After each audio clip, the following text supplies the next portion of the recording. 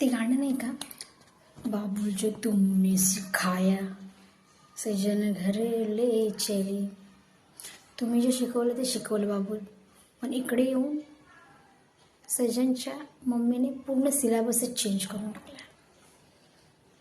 काय फायदा, काय फायदा बाबुलने शिकवून सजनच्या मम्मीला काय आवडतच नसेल आपलं, काय फायदा बाबुलने शिकवून.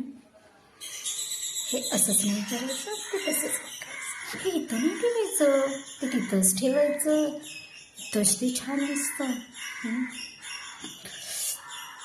प्लीज आता परत वाजवू नका हे गाणं लग्नामध्ये. बाबुलचं तुमने सिखाया, काही गरज नाही आहे.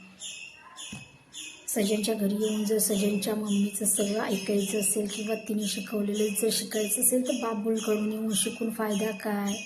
दोन्हीकडे शिकून लोड घेण्यापेक्षा बाबुलच्या घरी बाबुलचं ठेवा आणि सजनच्या घरी सजनच्या मम्मीचं. ठीक आहे.